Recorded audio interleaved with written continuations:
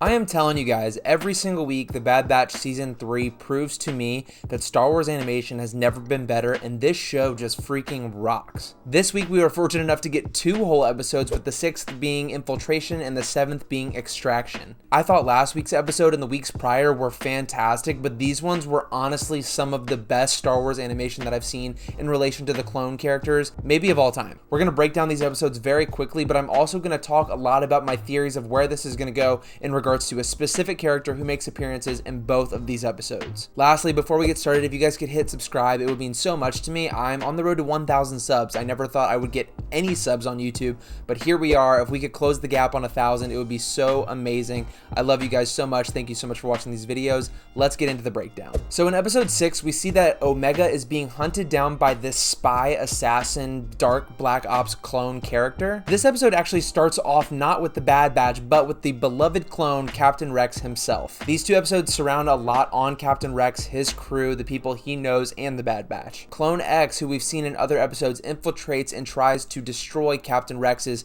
whole crew of clones. Obviously, you can't beat Captain Rex, so they take him out and hold him for questioning. And while Captain Rex did capture this clone assassin, they're actually deploying another one, and the whole point of deploying these Clone X assassins is to get Omega back. The Bad Batch meets up with Captain Rex and his crew to discuss the problems with these clone assassins potentially going after Omega. These 2 episodes really get to explore a little bit more about Crosshair as well. I know we got a lot in the last episodes, but here he gets to prove that he is on his brother's sides again. Later on, Crosshair tells Rex that he was almost one of these Clone X soldiers. In fact, they probably used some of his DNA in order to create them, so therefore, these Clone X soldiers have potential powers of Crosshair. Crosshair finds out that Captain Rex is holding one of these guys hostage, and Crosshair freaks out because they have ways to track all of these Dark Ops soldiers. However, it's too late, as Clone X has already infiltrated the base and plans to take Omega alive. And not only is Clone X hunting Omega, but the reinforcements from the Empire are also coming, and who's leading them? None other than Wolf. Wolf is a clone that we've seen mainly in Star Wars Rebels, so we know his outcome and how he becomes friends again with Captain Rex,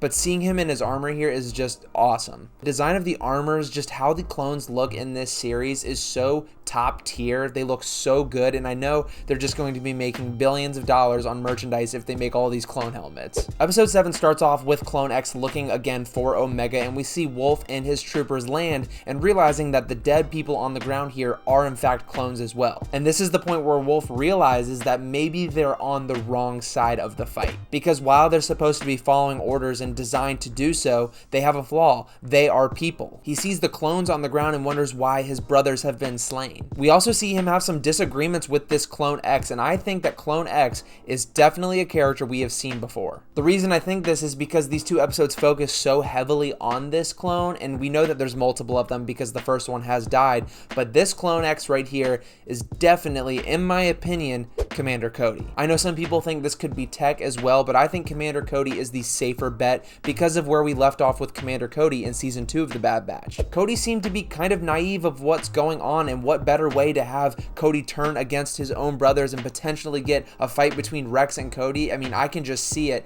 being incredible. And we also know that Commander Cody is not present during the events of Star Wars Rebels, so something has to happen with him. Otherwise, why would they muffle the voice so much in these episodes and also spend so much time with this character if it wasn't somebody that we already knew? Clone X ends up shooting down the ship that the Bad Batch is escaping on, and this goes directly against the orders from Wolf. He reminds him that he's in charge now, and he's putting the lives of not only clones, but the asset in risk. Again, this Clone X character is probably somebody we know or have seen before. Later on, Crosshair explains why he is now changing and fighting for the good fight. He realizes that the Empire saw him as disposable, and while he was loyal, it only went one way. Whereas the people he's with now, the loyalty goes both ways, thanks to Omega teaching him that. Clone X catches up to Crosshair, and they have a massive fight in the waterfall where we see that these 2 characters are mirror images of themselves. Clone X is a character who was just following orders, somebody that Crosshair used to be, and Crosshair is now the defector of the Empire protecting his family. Crosshair probably sees a lot of himself in this character and doesn't necessarily want to kill him. While Crosshair is almost defeated, one of the clones steps in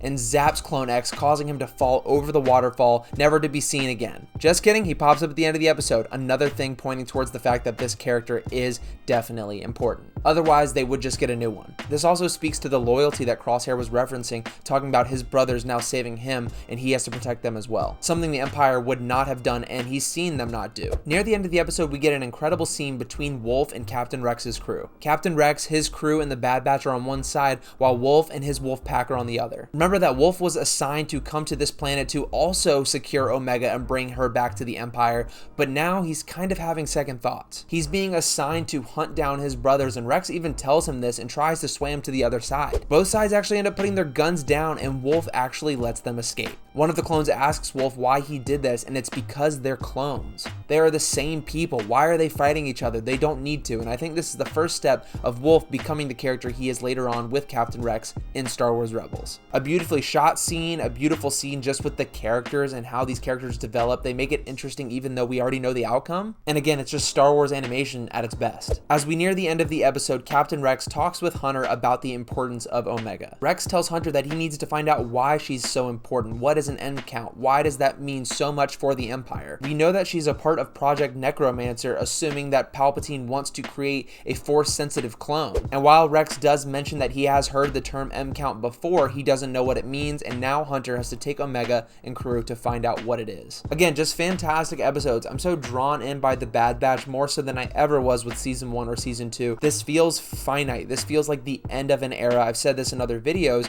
but they're doing something different here with either the editing, with the music, with the acting from D. Bradley Baker. There's something so mature about this season, and I don't quite know how to put it into words, but if you watch it, you can totally tell a tone shift that's similar to the 7th season of the Clone Wars. We know that the events of this season are extremely important to the sequel trilogy, the Mandoverse, and all of that stuff, but we find ourselves asking these questions of what's going to happen to these characters. Because I'll tell you what, with how they're presenting all of them, anything can happen. It's crazy to think that we're already halfway through the final season of the Bad Batch. I love these characters now, I really do, and I don't know what's going to happen to them, and frankly, I'm kind of worried. I'm also very excited for the second half of the season because we have characters like Asajj Ventress, Cad Bane, Fennec Shand. We just have so much coming that we still have not seen, and they already got us hooked with the plot of this first 7 episodes. Let me know what you guys think down below. I'm loving this show so far. I definitely glossed over a ton in this episode, so leave your comments. I read every single one. I most likely will respond if it's positive, and I will see you all very, very soon.